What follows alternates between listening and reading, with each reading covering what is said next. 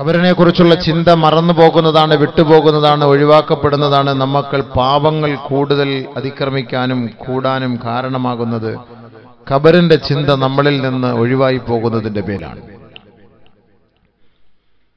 അതുകൊണ്ട് ബഹുമാനപ്പെട്ട സ്വാലിഹീങ്ങൾ, അമ്പിയാക്കൾ, ഔലിയാക്കളെല്ലാം ഖബർ കാണുമ്പോൾ പൊട്ടിക്കരയുമായിരുന്നു.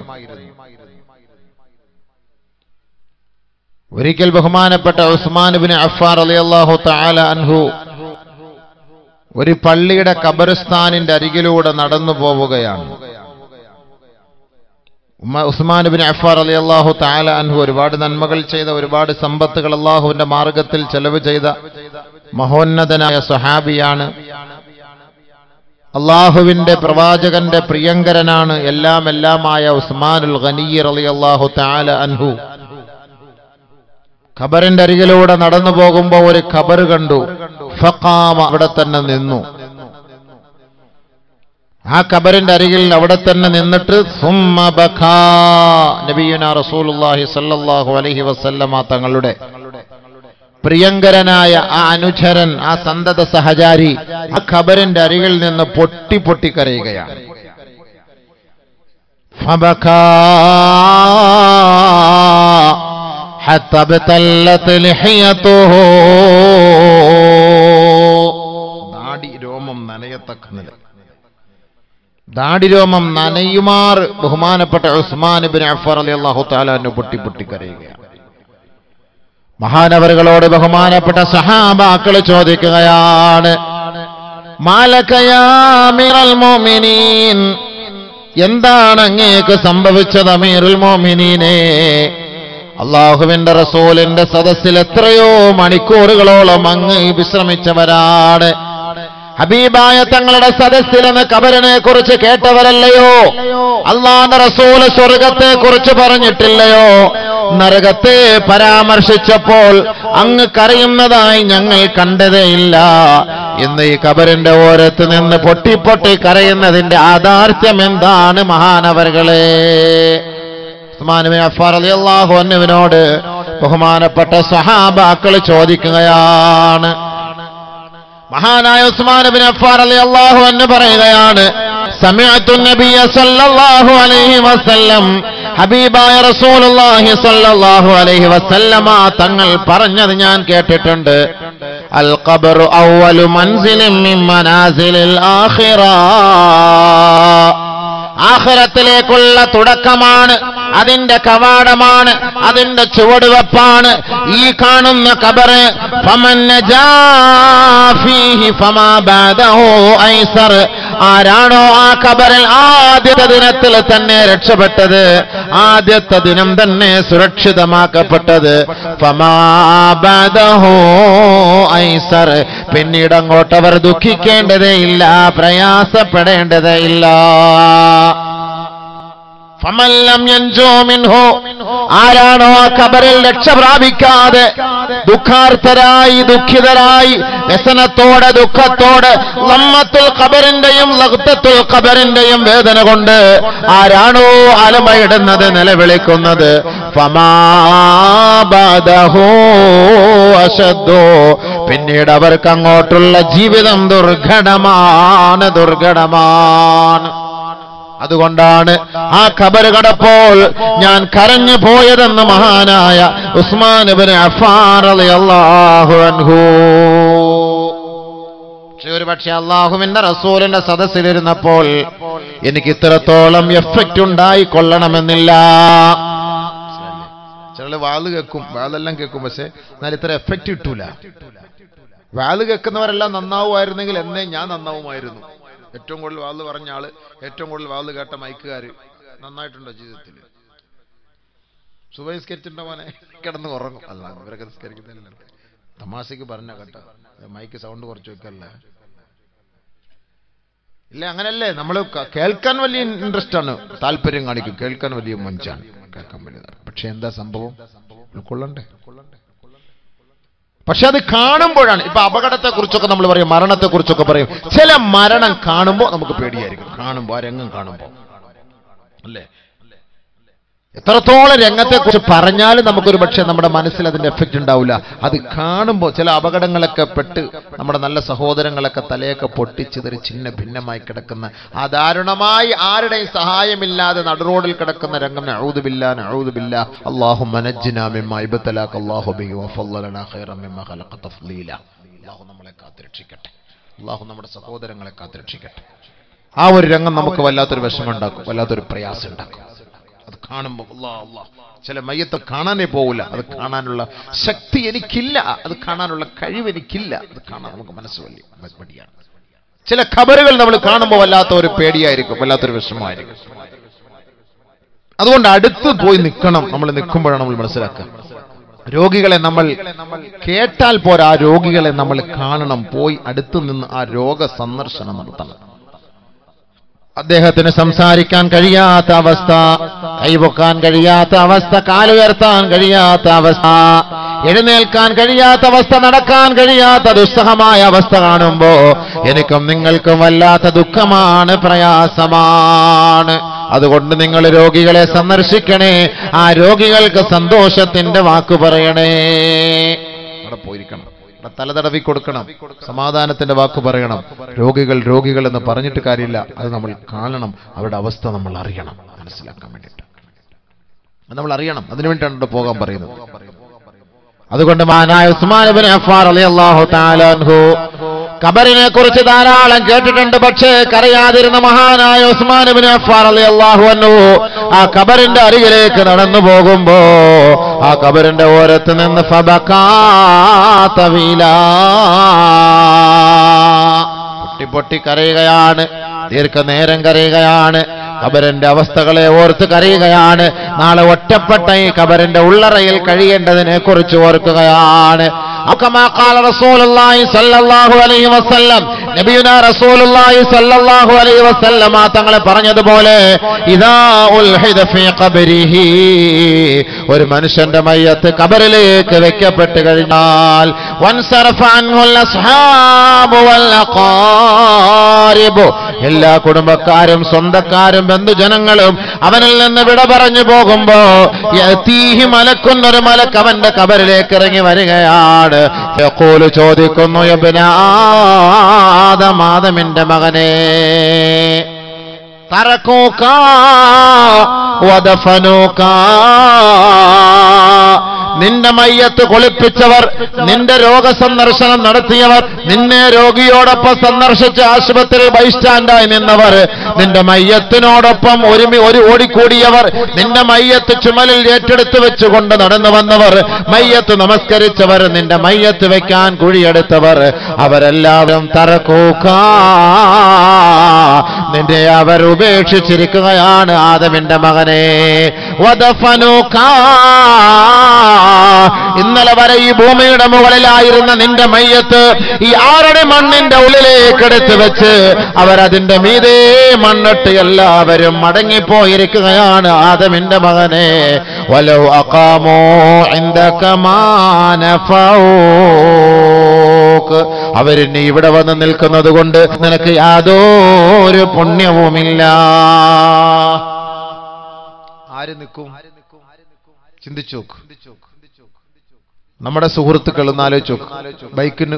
ബൈക്കിൽ കയറാൻ നേരത്ത് കൂട്ടിന് വിളിച്ചാൽ വരും, ബൈക്കിന് കൂടെ വാ കയറി പോകും, കാറിൽ കൂട്ട കയറി പോകും, ഫിലിം ഷോയ്ക്ക് പോകും, സിനിമ കാണാൻ വേണ്ടി പോകും, നാടകത്തിന് പോകും, ഗാനമേളയ്ക്ക് പോകും, കൂട്ടായിട്ട് എല്ലാം കൂട്ടിന് വിളിച്ച് അപ്പോഴേ വരും. വെള്ളം അടിക്കാൻ പോകും, എല്ലാത്തിനും ഏത് ആവശ്യത്തിന് വിളിച്ചാലും ഇവിടേക്ക് വേണമെങ്കിലും വരും. ഇത്രയും അടുത്ത സുഹൃത്ത് മരണപ്പെട്ടു പോയാൽ ആ മനുഷ്യനോടൊപ്പം ഖബറിലേക്ക് പോകാൻ ആരിലുണ്ടാവോ കൂട്ടത്തിൽ? എവിടം വരെ വരും? പള്ളിക്കാട് വരെ, പള്ളിയുടെ ഖബറിസ്ഥാന് വരെയാണ് അവിടെ എത്തുക. നബിയുനാ റസൂലുള്ളാഹി സ്വല്ലല്ലാഹു അലൈഹി വസല്ലമ തങ്ങൾ പറഞ്ഞില്ലേ, യത്ബഉൽ മയ്യിത സലാസ, മയ്യത്തിനെ അനുഗമിക്കുന്നത് മൂന്ന് കാര്യങ്ങളാണ്. മയ്യത്തിനെ അനുഗമിക്കുന്നത് മൂന്ന് വസ്തുക്കളാണ്. യത്ബഉ അഹ്ലുഹു, യത്ബഉ മാലുഹു, യത്ബഉ അമലുഹു. അവന്റെ കുടുംബം അവനോടൊപ്പം, ആ മയ്യത്തിനോടൊപ്പം, ആ ഖബർസ്ഥാൻ വരെ അവനോടൊപ്പം അനുഗമിക്കുകയാണ്. അവന്റെ സന്താനങ്ങൾ അവനോടൊപ്പം അനുഗമിക്കുകയാണ്. അവന്റെ സമ്പത്ത് അവനോടൊപ്പം അനുഗമിക്കുകയാ. അവൻ ദുനിയാവിൽ ചെയ്ത അവന്റെ സൽക്കർമ്മങ്ങൾ, അവന്റെ നന്മകൾ അവനോടൊപ്പം അനുഗമിക്കുകയാണ്. ആദരവായ റസൂലുള്ളാഹി തങ്ങൾ പറയുകയാ, യർജിഉ ഇസ്നാനി വയബ്ഖാ വാഹിദൻ. ഖബറിലേക്ക് ഒരു മനുഷ്യന്റെ മയ്യത്ത് കൊണ്ട് വെക്കപ്പെടുമ്പോ ആ ഖബറിൽ നിന്ന് രണ്ട് അമലുകൾ മടങ്ങുകയാണ്. ഒരു അമൽ മാത്രം അവനോടൊപ്പം അവശേഷിക്കുകയാ. യർജിഉ അഹ്ലുഹു വമാലുഹു. അവന്റെ സമ്പത്തും അവന്റെ കുടുംബക്കാരും അവനെ വിട്ടുമടങ്ങുകയാണ്. വയബ്ഖാ അമലുഹു. അവൻ ചെയ്ത സത്കർമ്മങ്ങൾ മാത്രം അവനോടൊപ്പം അവശേഷിക്കുകയാണ്. അവന്റെ നന്മ മാത്രം അവശേഷിക്കും. എല്ലാവരും അവശേഷിക്കും. എല്ലാ നന്മകളും ഖബറിൽ ഉണ്ടാകും. ബാക്കി എല്ലാവരോ ഖബർസ്ഥാന് വരെ ഉണ്ടാകും. ഉപ്പ മരണപ്പെടുകയാണ്, ഉമ്മ മരണപ്പെടുകയാണ്, ഭർത്താവ് മരണപ്പെടുകയാണ്, ഭാര്യ മരണപ്പെടുകയാണ്. വളരെ ദുഃഖത്തോടെ, പ്രയാസത്തോടെ, വിഷമത്തോടെ ആ ഉപ്പയ്ക്ക് കൂട്ടുകിടന്നവരാണ്, ഉമ്മയ്ക്ക് കൂട്ടുകിടന്നവരാ. ഭർത്താവിന് കൂട്ടുകിടന്ന ഭാര്യയാണ്, ഭാര്യയ്ക്ക് കൂട്ടുകിടന്ന ഭർത്താവാണ്. ദിവസങ്ങളോളം ആശുപത്രി കിടക്കയിൽ ഉപ്പയോടൊപ്പം പരിചരിച്ച വ്യക്തിയാണ്. ആ ഉപ്പ ഒന്ന് കുറച്ചാൽ, ആ ഉപ്പ ഒന്ന് ചുമച്ചാൽ, ആ ഉപ്പ ഒന്ന് വിളിച്ചാൽ, ആ ഉപ്പ ഭക്ഷണത്തിന് വേണ്ടി നമ്മളോട് ചോദിച്ചാൽ, വെള്ളം ചോദിച്ചാൽ ഉടനെ ഉറക്കമെല്ലാം ഒഴിവാക്കിയിട്ട് ഭക്ഷണം കൊടുക്കാൻ തയ്യാറാകുന്ന മക്കളെ, ആ ഉപ്പാടെ മയ്യത്ത് ഖബർസ്ഥാനിലേക്ക് നമ്മൾ ഇറക്കി വെക്കുകയാണ്. അവസാന സമയത്ത് ആ ഖബർസ്ഥാനിലേക്ക് ആ ഉപ്പ ഇറക്കി വെക്കുകയാണ്. ചേതനയറ്റ ശരീരമാണ്. ഇന്നലെ വരെ ചിരിച്ച ഉപ്പ ഇപ്പോൾ ചിരിക്കുന്നില്ല. ഇന്നലെ വരെ കണ്ണു തുറന്ന ഉപ്പ ഇപ്പോൾ കണ്ണു തുറക്കുന്നില്ല. ഇന്നലെ വരെ എന്റെ പേര് വിളിച്ച ഉപ്പ ഇപ്പോൾ നിശബ്ദനായിരിക്കുകയാണ്. ഇന്നലെ വരെ എന്നോട് ഭക്ഷണം ചോദിച്ച പൊന്നുപ്പ ഇപ്പോൾ ഭക്ഷണം ചോദിക്കാതെ മുണ്ടാണ്ടിരിക്കുകയാണ്. ആ ഉപ്പാന്റെ, ഉമ്മാന്റെ, ഭാര്യയുടെ, ഭർത്താവിൻ മയ്യത്ത് ഖബറിലേക്ക് ഇറക്കി വെക്കുകയാണ്. 3 പിടി മണ്ണ് ആ കവിൾത്തടത്തിൽ ഒന്ന് വെച്ചു കൊടുക്കുകയാണ്. അവസാനത്തെ പിടിമണ്ണാണ് ഉപ്പ. ഈ മക്കൾ അങ്ങേക്ക് ചെയ്യുന്ന അവസാനത്തെ നന്മയാ. ഇന്നലെ വരെ ഭക്ഷണം വാരിത്തന്ന ഈ കൈകൾ കൊണ്ട് ഇതാ മിൻഹാ ഖലഖനാകും വഫീഹാ നുഈദുകും വമിൻഹാ നുഖ്രിജുകും താറതൻ ഉഖ്റാ. 3 പിടി മണ്ണാണ് നിങ്ങളുടെ ഭക്ഷണം. ഖബറാളികളെ, ഖബറാളികളെ, അവർക്ക് നമ്മൾ അവസാനമായി സമ്മാനിക്കുന്ന സമ്മാനമാണ്. അവരുടെ സാധാണ്, അവരുടെ ഭക്ഷണമാ. തന്റെ സ്വന്തം മക്കളുടെ കരങ്ങളാൽ 3 പിടി മണ്ണിതാ വാരിയ ഖബറിലേക്ക് വെക്കുകയാണ്. ഉപ്പ, ഈ മണ്ണിൽ നിന്നാണ് അള്ളാഹു അങ്ങേ സൃഷ്ടിച്ചത്. ഈ മണ്ണിലേക്കാണ് അങ്ങേ അടക്കുന്നത്. ഈ മണ്ണിൽ നിന്ന് നാളെ ഒരു വിളിയാളമുണ്ടാകും ഉപ്പ. വഫീഹാ വമിൻഹാ നുഖ്രിജുകും താറതൻ ഉഖ്റാ. നാളെ ഈ കബറിടത്തിൽ നിന്ന് നാളെ ഒരു വിളിയാളമുണ്ടാകുമ്പോ അങ്ങ് ഉയർത്തെഴുന്നേൽപ്പിക്കപ്പെടും. ആ മണ്ണറയിലേക്ക് വെക്കുകയാണ്. മീതെ പലക വെക്കുകയാണ്. എല്ലാവരും മണ്ണിട്ട് മൂടുകയാണ്. അതിന്റെ മീതെ വെള്ളമൊഴിക്കുകയാണ്. 2 ചെടി ഒടിച്ച് കാലിന്റെയും തലയുടെയും ഭാഗത്ത് വെക്കുകയാ. ഒരുമിച്ച് നിന്ന് തസ്ബീഹ് ചൊല്ലുകയാണ്, ഇസ്തിഗ്ഫാർ ചൊല്ലുകയാണ്, ദുആ ചെയ്യുകയാണ്. അവസാനമായി ഓരോരുത്തരും ആ ഖബർസ്ഥാനിൽ നിന്ന് മടങ്ങിപ്പോവുകയാണ്. അവസാനമായി മക്കൾ മാത്രം അവശേഷിക്കുകയാണ്. കുടുംബക്കാര് മടങ്ങിപ്പോയിരിക്കുകയാണ്. സഹപ്രവർത്തകർ മടങ്ങിപ്പോയിരിക്കുകയാണ്. സഹയാത്രികർ മടങ്ങിപ്പോയിരിക്കുകയാണ്. ഇന്നലെ മുതലേ ഈ മരണവാർത്ത അറിഞ്ഞ് വിദൂരങ്ങളിൽ നിന്ന് വന്നവരെല്ലാം ഇതാ മടങ്ങിപ്പോവുകയാണ്, മടങ്ങിപ്പോവുകയാണ്. അവസാനമായ ഖബറിന്റെ ഓരത്ത് നിൽക്കുന്നത് മക്കളാണ്, മരുമക്കളാണ്. അവരോ കുറച്ചു സമയം മാത്രം ആ ഖബറിന്റെ ഓരത്ത് നിൽക്കുകയാണ്. കൂടുതൽ സമയം നിൽക്കുകയില്ല. എന്നാലോ ആശുപത്രിയിൽ മണിക്കൂറുകളോളം നിൽക്കാൻ സന്നദ്ധത കാണിച്ചവരാണ്. ബെഡിൽ മണിക്കൂറുകളോളം ശുശ്രൂഷയ്ക്ക് വേണ്ടി നിൽക്കാൻ താല്പര്യം പ്രകടിപ്പിച്ചവരാ. ഉപ്പയെ വീട്ടിൽ കൊണ്ടുവന്നപ്പോ ഉപ്പയെ ശുശ്രൂഷിക്കാൻ വേണ്ടി താല്പര്യം കാണിച്ച മക്കളാണ്.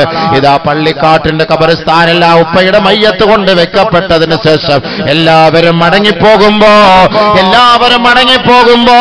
കുടുംബക്കാർക്ക് ഇനി എന്താണ്, ഇനി എന്തിനാണ് ഇവിടെ നിൽക്കുന്നത്? പക്ഷേ മക്കൾ അല്പസമയോടെ ആ ഖബറിന്റെ ഓരത്ത് നിൽക്കുന്ന സമയത്ത് എല്ലാവരും ഓരോന്നായി ഓരോരുത്തരായി മടങ്ങിപ്പോകുമ്പോ അവസാനം മക്കൾ ഇതാ സലാം പറയുകയാ. അസ്സലാമു അലൈക യാ അബീ, അസ്സലാമു അലൈക യാ ഉമ്മീ, അസ്സലാമു അലൈകി യാ ഉമ്മീ, അസ്സലാമു അലൈക യാ അബീ. എന്റെ ഉപ്പാ ഞാൻ പോകട്ടെയോ പോകട്ടെയോ. അവസാനമായ ഒരു സലാം പറഞ്ഞുകൊണ്ട് ആ ഖബറിന്റെ ഓരത്ത് നിന്ന് മക്കൾ നടന്നു നീങ്ങുമ്പോ ആ ഖബറാളി നിന്നെ കാണുകയാണ്. മക്കളെ, ഇന്നലെ വരെ എന്നോടൊപ്പം സഹകരിച്ച നീ എന്നെ തനിച്ചാക്കിയിട്ട് പോവുകയാണോ? ഇന്നലെ വരെ എനിക്ക് വെള്ളം തന്നവനാണ്, ഇന്നലെ വരെ എന്നെ ശുശ്രൂഷിച്ചവനാണ്, ഇന്നലെ വരെ എന്റെ തലയിണ എടുത്തു വെച്ച് എന്നെ ചാരിയിരുത്തിയവനാണ്, എന്റെ ബെഡിന്റെ തലഭാഗത്തിരുന്ന ഉപ്പാ ഉമ്മാ എന്ന് വിളിച്ച് എന്റെ തലതലോടിയവനല്ലേ. ഇതാ എന്നെ നിങ്ങൾ ഒറ്റയ്ക്കാക്കിയിട്ട് തനിച്ചാക്കിയിട്ട് നിങ്ങൾ മടങ്ങിപ്പോവുകയാണോ പോവുകയാണോ? ആദരവായ റസൂലുള്ളാഹി തങ്ങൾ പറഞ്ഞില്ലേ, ഇന്നകും തുഫ്തിനൂന ഇന്നി റഅയ്തുകും തുഫ്തിനൂന ഫിൽ ഖുബൂർ കഫിത്നതി ദജ്ജാൽ. ഖബറുകളിൽ നിങ്ങളെ ശിക്ഷിക്കപ്പെടുന്നത് ഞാൻ കാണുകയാണ്, നിങ്ങളുടെ ശിക്ഷ ഞാൻ അറിയുകയാണ്.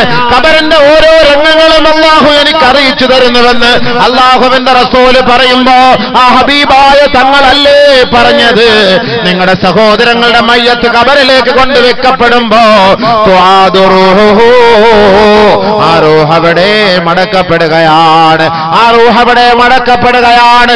ഇന്നലെ വരെ കണ്ണു തുറന്നതുപോലെ കണ്ണു തുറക്കുകയാണ്, ഇന്നലെ വരെ ശ്വസിച്ചതുപോലെ ശ്വസിക്കുകയാണ്, ഇന്നലെ വരെ നാവ് ചലിപ്പിച്ചതുപോലെ ചലിപ്പിക്കുകയാണ്. പക്ഷേ ഈ ഭൂമുഖത്ത് കണ്ടതുപോലുള്ള രംഗങ്ങളല്ല. ആ ആരുടെ മണ്ണിന്റെ ഇരുണ്ട തുരുത്തില് കാണുന്ന രംഗങ്ങൾ വലുതാണ്, അത് ഭീമകരമാണ്, അത് ഭീമാന്തരീക്ഷമാണ്, അത് വല്ലാത്ത സംഭവമാണ്. 4 ഭാഗത്തും മണ്ണറകൾ കൊണ്ട് മൂടപ്പെട്ടിരിക്കുകയാണ്. തലയുടെ ഭാഗത്തും കാലിന്റെ ഭാഗത്തും ഏതോ കണ്ടിട്ടില്ലാത്ത ഒരു വല്ലാത്ത സംഭവമാണ്. വല്ലാത്ത സൃഷ്ടികളാണ് തന്റെ തലയ്ക്ക് ഭാഗത്ത് കാലിന്റെ ഭാഗത്ത് നിൽക്കുന്നത്. അവരുടെ കൈകളിൽ എന്തോ ഒരു വലിയ കുന്തമുള്ളതുപോലെ, വലിയ ഒരു ഭാരമുള്ളതുപോലെ അവർ ഞങ്ങളോട് എന്തോ ശകാരത്തോട് ചോദിക്കുകയാ, മൻ റബ്ബുക, ആരാണ് നിന്റെ റബ്ബ്, ആരാണ് നിന്റെ റബ്ബ്? ആദരവായ റസൂലുള്ളാഹി തങ്ങൾ പറഞ്ഞില്ലേ, നിങ്ങളുടെ സഹോദരങ്ങളുടെ മയ്യത്തടക്കം ചെയ്യപ്പെട്ടതിന് ശേഷം അവിടെ നിങ്ങൾ അല്പസമയം നിന്നുകൊണ്ട് ആ സഹോദരന് വേണ്ടി അല്ലാഹുവിനോട് പൊറുക്കൽ തേടണേ. നബിയുനാ ഷഫീഉനാ റസൂലുള്ളാഹി ഇസ്തഗ്ഫിറൂ لأخيكم فإنه الآن يسألو. ആ കബറാളിയുടെ അരികിൽ നിന്ന് നിങ്ങൾ പോകരുതേ, അവിടെ നിങ്ങൾ നിൽക്കണേ. ആ കബറാളി ഇപ്പോൾ ചോദ്യം ചെയ്യപ്പെടുകയാണ്. അതുകൊണ്ട് ആ കബറിലേക്ക് ഒരു സന്തോഷം, ഒരു സാന്ത്വനം, ഒരു സഹാനുഭൂതി, ഒരു സമാധാനത്തിന് വേണ്ടി ആ കബറിന്റെ ഓരത്ത് നിങ്ങൾ നിൽക്കണേ, ധൃതി പിടിച്ചു പോകരുതേ. ആദരവായ ഹബീബായ റസൂലുള്ളാഹി തങ്ങൾ നമ്മളോട് പറയുമ്പോ നമ്മുടെ ഉപ്പാന്റെ ഉമ്മാന്റെ ഭാര്യയുടെ ഭർത്താവിന്റെ മക്കളുടെ കബറുകൾ മയ്യത്തടക്കിയിട്ട് മടങ്ങിപ്പോകുമ്പോ നമ്മുടെ മുഖത്തേക്ക് ആ മയ്യത്ത് നോക്കിയിട്ട് ചോദിക്കുകയാ, നിങ്ങൾ പോവുകയാണോ മക്കളെ? എന്നെ തനിച്ചാക്കിയിട്ട് പോവുകയാണോ? ഒരിക്കൽ നമ്മൾ തനിച്ചാക്കിയിട്ട് പോകേണ്ടവരല്ലേ?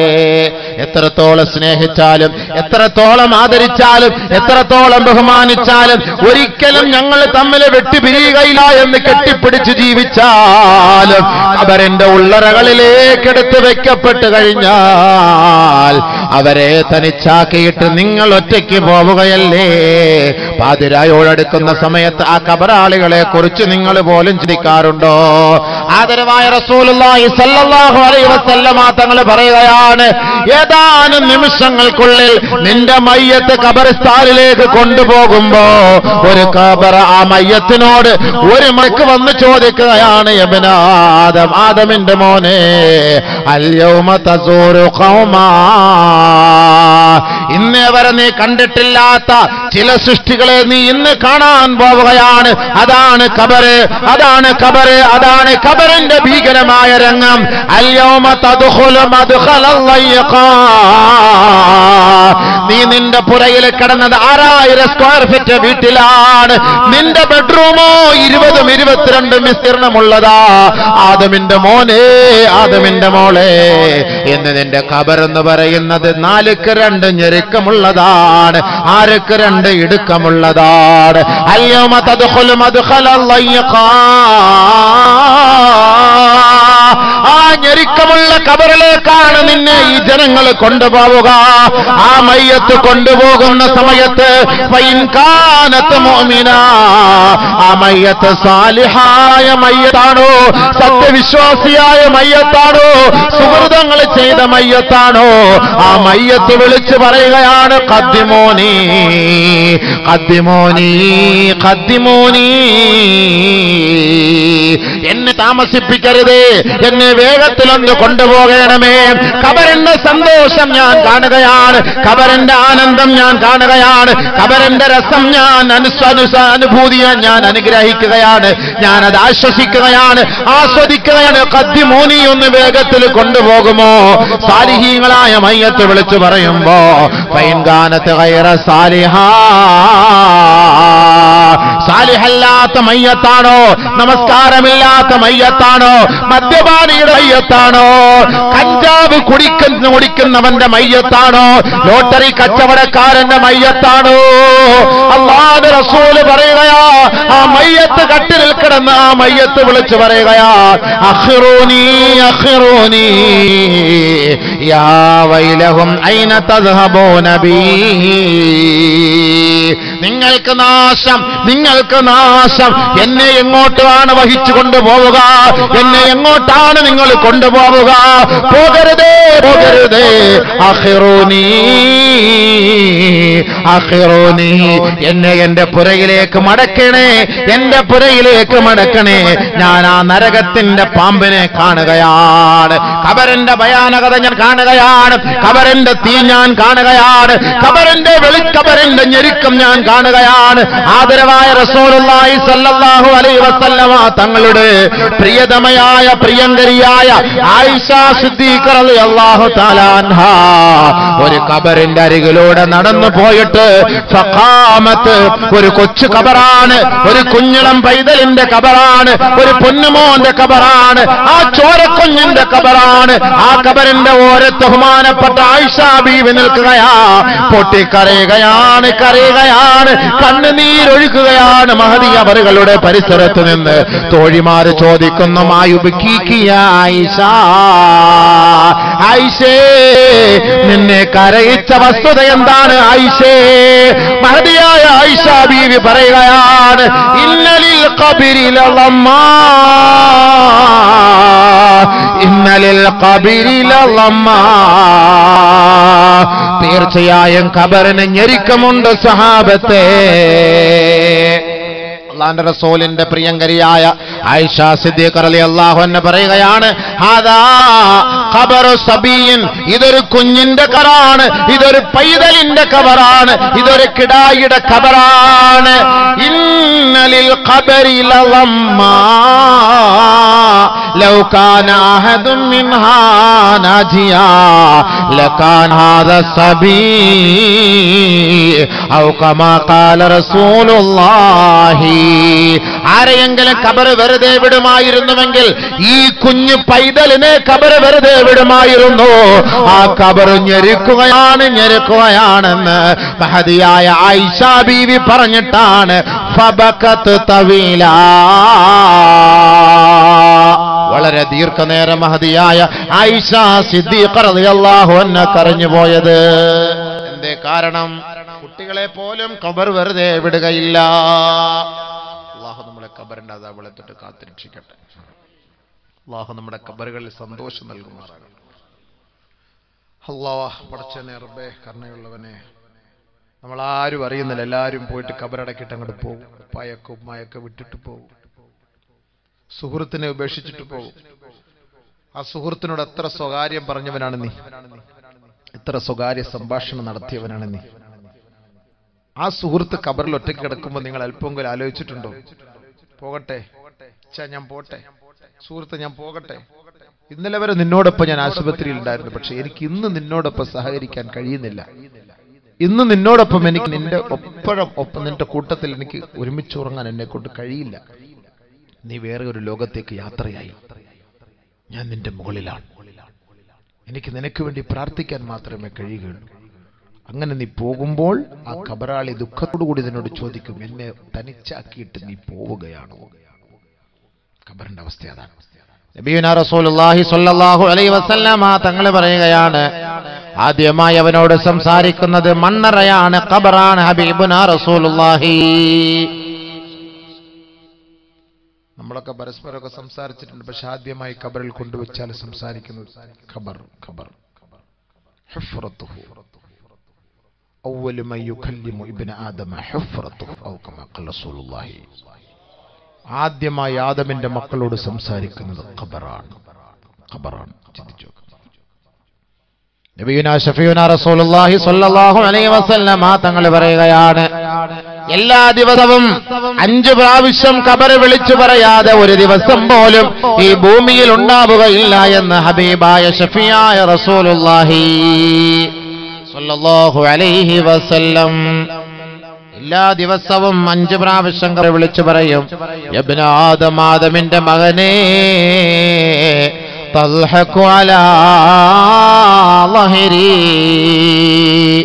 എന്റെ മുകളിലൂടെ ചവിട്ടുകെട്ട് നീ ചിരിക്കുകയാണല്ലേ, വസൗഫ തബ്കീ ഫീ ബത്നി, എന്റെ ഉള്ളിലേക്ക് നീ കടന്നു വരുമടാ, അന്ന് നീ പൊട്ടിക്കരയേണ്ടവനാണ് ആദമിന്റെ മോനെ.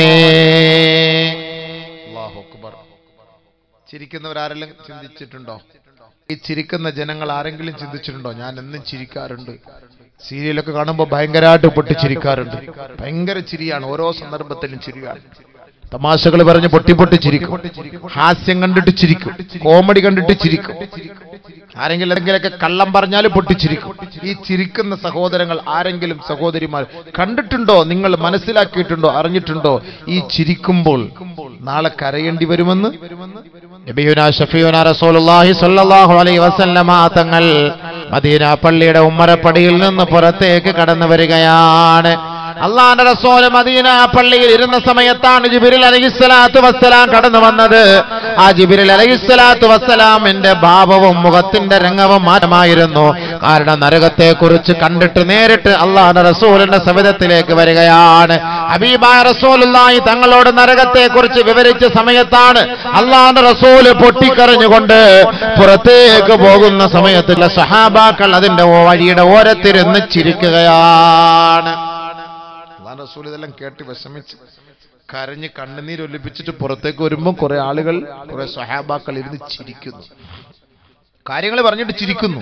ഇങ്ങനെ ചിരിക്കാൻ അല്ലാഹുവിന്റെ റസൂൽ സ്വല്ലല്ലാഹു അലൈഹി വസല്ലമ തങ്ങൾ ആ സ്വഹാബാക്കൾ അരികിലേക്ക് പോയി നിന്നിട്ട് പറയുകയാണ്, ഇന്നക്കും തൽഹഖൂൻ വതൽഅബൂൻ വതതഹദ്ദസൂൻ, നിങ്ങൾ ചിരിക്കുകയാണല്ലേ, നിങ്ങൾ രസിക്കുകയാണല്ലേ, നിങ്ങൾ ദുനിയാവിന്റെ കാര്യം സംസാരിച്ച് ആഘോഷിക്കുകയാണ് അല്ലേ. വറാക്കും ജഹന്നം, ഒന്ന് പുറകോട്ട് തിരിഞ്ഞു നോക്കണേ, ആ കത്തിക്കാളുന്ന നരകം ഇതാ ആക്രോശിക്കുകയാണ്, അട്ടഹസിക്കുകയാണ്, പ്രകമ്പനം കൊള്ളുകയാ. വല്ലാഹി ലൗ തഅലമൂന മാ അലമു ലളഹിഖ്തും ഖലീലാ വലബഖൈതും കസീറാ.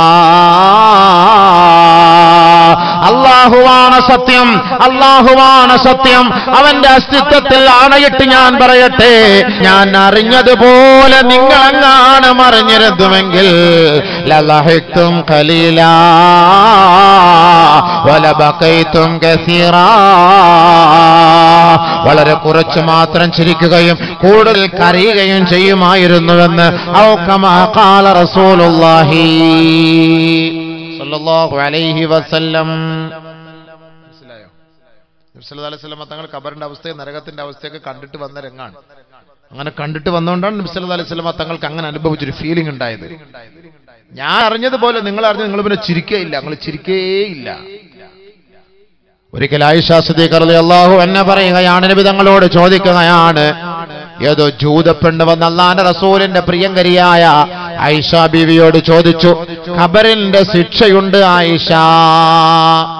ആയിഷയ്ക്കൊന്നും അറിയില്ലായിരുന്നു ഖബറിൽ ശിക്ഷയുണ്ട്, ഖബറിൽ അങ്ങനെയൊക്കെ ഉണ്ട്, ചോദ്യമുണ്ട്, അങ്ങനെയൊക്കെ ഞങ്ങളുടെ ഗ്രന്ഥത്തിലുണ്ട് എന്നൊക്കെ ഒരു ജൂതപ്പെണ്ണ് വന്നിട്ട് ആയിഷ ബീവിയോട് പറഞ്ഞു.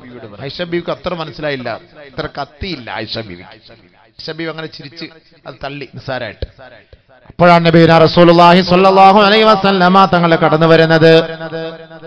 അല്ലാഹുവിന്റെ റസൂലിനോട് ആയിഷ ബീവി ചോദിക്കുകയാണ്, നബിയേ ഖുൽതു യാ റസൂലല്ലാഹ്,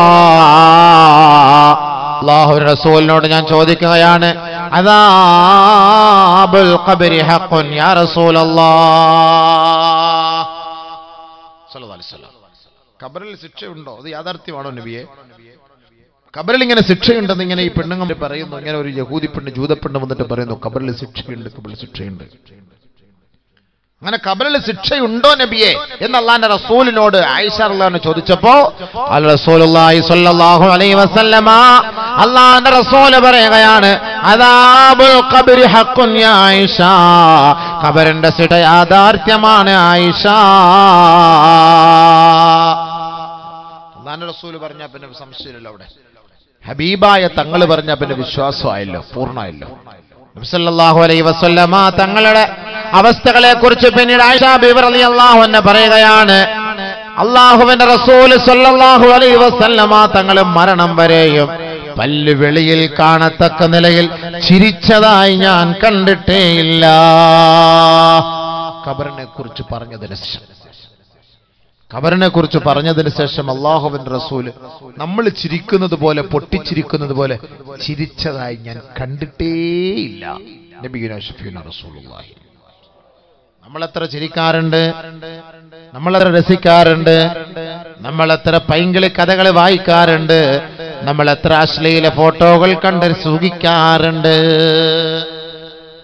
ഞാൻ മിനിഞ്ഞാന്ന് കണ്ണൂർ പരിപാടിക്ക് പോയി. അവിടെ യുവാക്കളെ കുറിച്ച് പ്രസംഗം നടത്തി. പ്രസംഗം കഴിഞ്ഞെല്ലാം കാറിൽ കയറിയപ്പോൾ ഒരു ചങ്ങാതി വളരെ വിഷമത്തോടെ എൻ്റെ അടുക്കൽ വന്ന് പറഞ്ഞു, ഉസ്താദെ ഞാൻ പുറത്തുനിന്ന് വന്ന ദൂരെ നിന്ന് വന്ന ആളാണ്, ഞാനിനി സദസ്സിലിരുന്ന് വാള് കേൾക്കുമ്പോൾ എൻ്റെ തൊട്ടടുത്ത് 16 വയസ്സുകാരൻ ഒരു പയ്യൻ, 16 വയസ്സുകാരനായ ഒരു ചെറുപ്പക്കാരൻ അശ്ലീല ഫോട്ടോകൾ ഡൗൺലോഡ് ചെയ്തുകൊണ്ടിരിക്കുന്നു. ഞാൻ വാള് പറയുന്നത് കണ്ടു, എനിക്ക് എൻ്റെ മനസ്സിന് ഭയങ്കര വിഷമമായിപ്പോയി. ഞാൻ അവനെ പിടിച്ചാലോ അല്ലെങ്കിൽ ആ സമയത്ത് അതിനെ എതിർത്താലോ അവിടെ ആ മജ്ലിസ് ഹല്ലത്തായി പോകും എന്ന് ഭയന്നിട്ടാണ് എനിക്കത് സഹിക്കാൻ കഴിഞ്ഞില്ല. എനിക്കത് ഉസ്താദിനോട് ഇനി അടുത്ത ഏതെങ്കിലും വേദിയിൽ പോകുമ്പോൾ ഉസ്താദ് പറഞ്ഞു. ഒരുപാട് അനുഭവം എനിക്ക് കാസർഗോഡ് ഉണ്ടായിട്ടുണ്ട്. കാസർഗോഡ് പല സദസ്സിലും സംസാരിക്കാൻ വേണ്ടി വരുമ്പോൾ സുഹൃത്തുക്കൾ ഇങ്ങനെ പറയും, ലൈൻ അടിക്കാൻ ചാറ്റ് ചെയ്യുന്നു, പെണ്ണുങ്ങന്മാർ അപ്പുറത്തിരിക്കും, ആണുങ്ങളുടെ ഇരിക്കും, ഇവിടുന്ന് ഓൾക്ക് ചാറ്റ് ചെയ്യുന്നത് വരെ വായിച്ചിട്ട് എന്നോട് തരത്തില്ല, നീ എന്തിനാ വന്നത്, ബാലിന് വന്നത് എന്തിനാണ്? അപ്പോൾ ഓൾ ഇങ്ങോട്ട് മറുപടി, അത് ഉമ്മ പറഞ്ഞു ബാലിൽ വന്നില്ലെങ്കിൽ അവിടെ സംശയിക്കും, അങ്ങനെയാണ് ഇങ്ങനെ. അടുത്തിരുന്ന് നമ്മുടെ ഒരു സുഹൃത്ത് വായിച്ചിട്ട് എന്നോടൊന്ന് പറഞ്ഞ ഇവിടെ നടന്ന സംഭവമാണ്.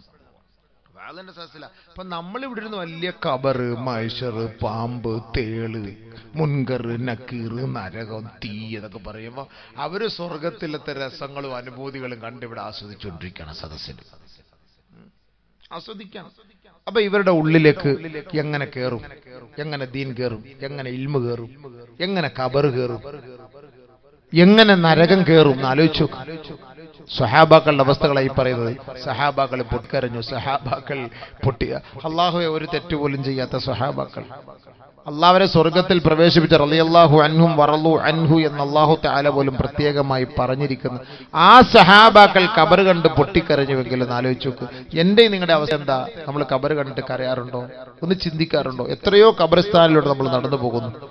അവിടെ അല്പസമയം നിന്നിട്ട് ആ ഖബറാളികൾക്ക് ഒരു സലാം ചൊല്ലിയിട്ട്, അല്ലാഹുവേ ഈ ഖബറാളിയുടെ ഓരത്തുകൂടെ നടന്നു പോകുക നമ്മുടെ കാലിന്റെ ചുവട്ടടി അവർ കേൾക്കുമല്ലോ പടച്ചവനെ, ഈ ശബ്ദം അവർ കേൾക്കുമല്ലോ പടച്ചവനെ, നാളെ ഞാനും ഇവിടെ തന്നെ ആയിരിക്കുമല്ലോ അല്ലാഹുവേ എന്ന ചിന്ത നമ്മളെ അലട്ടാറുണ്ടോ സുഹൃത്തുക്കളെ? എന്റെ നിങ്ങളുടെ മനസ്സിൽ ഇത് അലട്ടാറുണ്ടോ ഈ ഖബറിനെ കുറിച്ച്? പണ്ടൊക്കെ ഖബറിസ്ഥാന്റെ അരികിൽ പോകാൻ പേടിയാണ്, ഖബറിന്റെ അരികിൽ വീട് വെക്കാനും വീട് കെട്ടാനും പുരയെടുക്കാൻ പേടിയാണ്. ഇന്ന് അതൊന്നും ഒരു പേടിയേ ഇല്ല, പ്രശ്നേ ഇല്ല. ഖബറിസ്ഥാന്റെ അരികിൽ 5 സെന്റ് സ്ഥലം കിട്ടില്ല, അവിടെ തന്നെ പുരവെക്കും. ഇനി ഖബറിസ്ഥാൻ ആരെങ്കിലും ഫ്രീ ആയിട്ട് പുരവെക്കാൻ കൊടുത്താൽ അതിന്റെ മുകളിൽ ഖബർ എടുത്ത് മാറ്റിയിട്ട് അവിടെ. ഇപ്പൊ ഇന്നലെ ഞാൻ കഴിഞ്ഞ പത്രത്തിൽ കണ്ടില്ലേ, ഇറാനില് വീടില്ലാത്തതിന്റെ പേരിൽ ഖബർ തുറന്നിട്ട് ഖബറിൽ കിടക്കുന്ന അവശിഷ്ടങ്ങൾ എടുത്തു മാറ്റിയിട്ട് അത് വീടായിട്ട് ഉപയോഗിച്ച് അവിടെ താമസിക്കുന്നു. ഖബറില്ല. ഖബറിൽ താമസിക്കുന്നു വീടായിട്ട്. വീടില്ലാത്തതിന് പകരം, ഭൂമിയില്ലാത്തതിന് പകരം ഖബർ തോണ്ടിയിട്ട് ഖബറിൽ കിടക്കുന്ന അവശിഷ്ടങ്ങൾ, മയ്യത്തുകൾ എടുത്ത് മാറ്റിയിട്ട് അതിൽ കിടക്കുന്നു. ടാർപാളിൻ കെട്ടിയിട്ട് അതിൽ കിടക്കുകയാണ്. അല്ലാഹു അക്ബർ. ആലോചിച്ചു, ചിന്തിച്ചു നോക്ക് ഖബറിന്റെ അവസ്ഥ എന്താണ്. ഞാനോ നിങ്ങൾ ചിന്തിക്കുന്നുണ്ടോ? ഇതൊക്കെ വെറുതെയാണോ സുഹൃത്തുക്കളെ സംഭവം? ഇതൊന്നും വെറുതെ അല്ലല്ലോ ഈ പറയുന്ന ആയത്തുകളും ഹദീസുകളും. അല്ലാഹുവിന്റെ റസൂൽ സല്ലല്ലാഹു അലൈഹി വസല്ലമ തങ്ങൾ വഫാത്താകുന്ന സമയം വരെ പിന്നീട് ചിരിച്ചിട്ടേ ഇല്ല എന്ന് പറഞ്ഞാൽ എന്താ അതിന്റെ അർത്ഥം? ഞാൻ നിങ്ങൾ ഒരിക്കലും പോയേ മതിയാവും. പക്ഷെ ഒന്നുകിൽ ആ ഖബർ റൗളയായിരിക്കും, ഇല്ലെങ്കിൽ ആ ഖബർ ഹുഫ്റത്തുൻ മിൻ ഹുഫരിൻ നീറാൻ, നരകത്തിന്റെ വാതിലായിരിക്കും. അല്ലാഹു കാത്തുരക്ഷിക്കട്ടെ. അതുകൊണ്ടാണ് മഹാനായ ഉസ്മാൻ ഇബ്നു അഫ്ഫാൻ റളിയല്ലാഹു തആല അൻഹു ഖബറിന്റെ ഓരത്ത് നിന്ന് പൊട്ടി കരഞ്ഞത് അല്ലാഹുവിന്റെ റസൂൽ പറഞ്ഞതായി ഞാൻ കേട്ടിട്ടുണ്ട്. ഒന്നുകിൽ ഈ ഖബർ റൗളയാണ്, അല്ലെങ്കിൽ ഈ ഖബർ നരകത്തിന്റെ കുണ്ടാരമാണ്, നരകത്തിന്റെ അഗ്നിഗോളമാണ്. അതുകൊണ്ടാണ് ഞാൻ ഈ ഖബറിന്റെ ഓരത്ത് നിന്ന് കരയുന്നതെന്ന് മഹാനായ ഉസ്മാൻ ഇബ്നു അഫ്ഫാൻ റളിയല്ലാഹു തആല അൻഹു. അതല്ലേ നമ്മൾ ദുആ ചെയ്യുന്ന മയ്യത്തർക്കും അല്ലാഹുമ്മ സബ്ബിത്ഹു ഇൻദ സുആൽ, അല്ലാഹുമ്മ ജാഫിൽ ഖബ്റ അൻ ജൻബൈഹി, അല്ലാഹുമ്മ ആമിൻഹു മിൻ കുല്ലിൽ ഫസഅ, അല്ലാഹുമ്മഗ്ഫിർ ലഹു വർഹംഹു എന്നൊക്കെ പറയുന്നത് എന്തിനാണ്? അല്ലാഹുവേ, ഏതാനും നിമിഷങ്ങൾക്കുള്ളിൽ മലക്കുകൾ വരും. പടച്ചവനെ, ഏതാനും നിമിഷങ്ങൾക്കുള്ളിൽ മലക്കുകൾ വരും. അല്ലാഹ് ആ സമയത്ത് അവനെ വിളിച്ചുണർത്തും. അല്ലാഹ് അവൻ എഴുന്നേറ്റിരിക്കും. അല്ലാഹ് ഐഖലാക അജ്ലസാക, ഹദീസ് അങ്ങനെയാണ്. ഐഖലാക വിളിച്ചുണർത്തും. യാ മുഹമ്മദ്, കണ്ണു തുറക്കും. അല്ലാഹ് മുഖത്ത് വെച്ച് മരിച്ച ഒരു മനുഷ്യന്റെ മുന്നിൽ ഇങ്ങനെ കണ്ണു തുറന്ന് പറഞ്ഞാൽ അവൻ കണ്ണു തുറന്നുള്ള അവസ്ഥ എന്തായിരിക്കും? ഓടും എല്ലാവരും പേടിച്ചിട്ട്. മരിച്ചൊരു ചങ്ങാതി കണ്ണു തുറന്നുള്ള അവസ്ഥ എന്താണ്? ഇവന്റെ മയ്യത്ത് ഖബറിലേക്ക് കൊണ്ടുവച്ചിട്ട് എല്ലാവരും മടങ്ങി പോകുമ്പോൾ ഐഖലാക വിളിച്ചുണർത്തും. അജ്ലസാക അവനെ വിളിച്ചിരുത്തും. സഅലക ചോദിക്കും. മൻ റബ്ബുക, ആരാണ് നിന്റെ റബ്ബ്? അതൊരു വല്ലാത്ത ചോദ്യമാണ്. ആ സമയത്താണ് മനുഷ്യൻ ദുനിയാവിൽ റബ്ബ് അല്ലാഹു ആണ് എന്ന് മനസ്സിലാക്കി ദുനിയാവിൽ ജീവിച്ചോ, അവൻ ആ ഖബറിടത്തിൽ അല്ലാഹ്, എന്റെ റബ്ബ് അല്ലാഹ് എന്ന് പറയാൻ കഴിയും. ومن أعرض عن ذكري فإن له معيشة ضنكا ونحشره يوم القيامة أعمى قال رب لم حشرتني أعمى وقد كنت بصيرا قال كذلك أتتك آياتنا فنسيتها وكذلك اليوم تنسى. പരിശുദ്ധമായ ഖുർആനിന്റെ ആയത്തിറങ്ങിയപ്പോൾ നബിയുനാ റസൂലുള്ളാഹി സ്വല്ലല്ലാഹു അലൈഹി വസല്ലമ തങ്ങൾ ഈ ആയത്തുമായി മദീന പള്ളിയുടെ ഉമ്മറപ്പടിയിൽ വന്നിരിക്കുകയാണ്. അല്ലാഹുവിന്റെ റസൂലിന്റെ കണ്ണ് ഈറനണിയുകയാണ്. വമൻ അറള അൻ ദിക്രി ഫഇന്ന ലഹു മഈശതൻ ലൻകാ. ആരാണോ എന്നോടുള്ള ഉത്തരവാദിത്വത്തിൽ വീഴ്ച വരുത്തിയത്, ആരാണോ ഞാൻ നമസ്കരിക്കണമെന്ന് പറഞ്ഞിട്ട് നമസ്കരിക്കാതെ പിന്തിരിഞ്ഞു പോയത്, ആരാണോ ഹറാമുകൾ വർദ്ധിച്ചു ജീവിച്ചത്, ആരാണോ ഹലാലുകൾ ഒഴിവാക്കിയത്, അല്ലാഹു ഏതൊന്നിനെ കൽപ്പിച്ചുവോ ആ കൽപ്പിക്കപ്പെട്ട കാര്യങ്ങളെ ആരാണോ ഉപേക്ഷിച്ചു കളഞ്ഞത്, അല്ലാഹുവിന്റെ റസൂല് പറയുകയാണ് ഫഇന്ന ലഹു മഈശതൻ ലൻകാ. അവന്റെ ജീവിതം നാം കുടുസാരി കൊടുക്കുമത്രേ. നബിയുനാ റസൂലുള്ളാഹി സ്വല്ലല്ലാഹു അലൈഹി വസല്ലമ തങ്ങൾ ഈ ആയത്ത് പറഞ്ഞപ്പോ സ്വഹാബാക്കളോട് ചോദിക്കുകയാണ്, ഏ സ്വഹാബത്തെ, അതദ്റൂന മൽ മഈശത്തുൽ ലൻകൂ, മഈശത്തുൽ ലൻഗ് എന്ന് പറഞ്ഞാൽ എന്തെന്ന് നിങ്ങൾക്കറിയുമോ? അല്ലാഹുവിന്റെ റസൂലിന്റെ സ്വഹാബാക്കളോട് നബിയുനാ റസൂലുള്ളാഹി തങ്ങൾ ചോദിക്കുകയാണ്, അല്ലാഹുവിനോടുള്ള ഉത്തരവാദിത്തത്തിൽ നിന്ന് ആരാണോ വീഴ്ച വരുത്തുന്നത് അവർക്ക് ഞെരുക്കമായ കുടിസായ ജീവിതമാണ് നൽകുന്നതെന്ന് അല്ലാഹു ഖുർആനിൽ പറഞ്ഞതിന്റെ അടിസ്ഥാനം അനുസരിച്ച് ആ ഞെരുക്കമായ വീട് എവിടെയാണെന്നറിയോ സഹാബാ? നബിയുനാ റസൂലുള്ളാഹി തങ്ങളോട് സഹാബാക്കൾ പറയുകയാണ്, ലാ യാ റസൂലല്ലാഹ്, അറിയില്ല നബിയേ, അറിയില്ല നബിയേ. അല്ലാഹുവിന്റെ റസൂൽ പറയുകയാണ്, അത് ഖബറാണ്, ഖബറാണ്, ഖബറാണ് സഹാബ.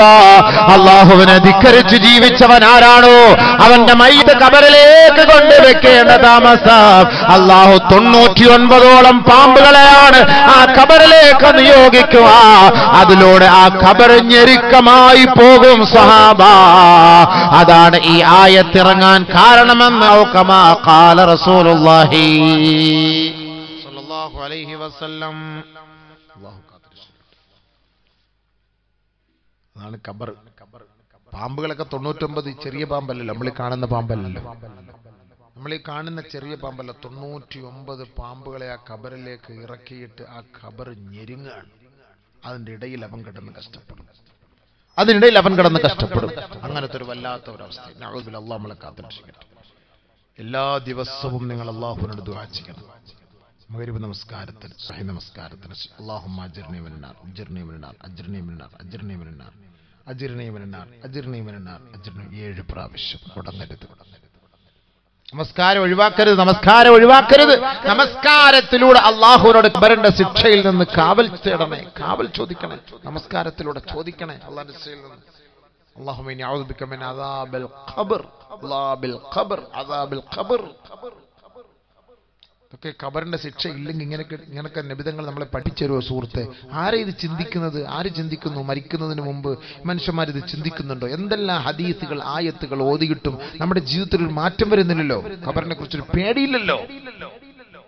കള്ളു കുടിക്കാനും മദ്യപിക്കാനും മയക്കുമരുന്ന് കഴിക്കാനും ആർക്കും ഒരു പേടിയില്ലല്ലോ. ഇച്ചിരി ബാസ് കുറച്ച് വെച്ചാൽ ആർക്കെങ്കിലും പേടിയുണ്ടോ? ആർക്കെങ്കിലും പേടിയുണ്ടോ? നമ്മുടെ പെങ്ങന്മാര്, നമ്മുടെ ഉമ്മമാര്, ഭാര്യമാർ മദ്വാനിക്ക് വിളമ്പി കൊടുക്കും ഭക്ഷണം, വെള്ളം അടിച്ചിട്ട് വരുമ്പോ.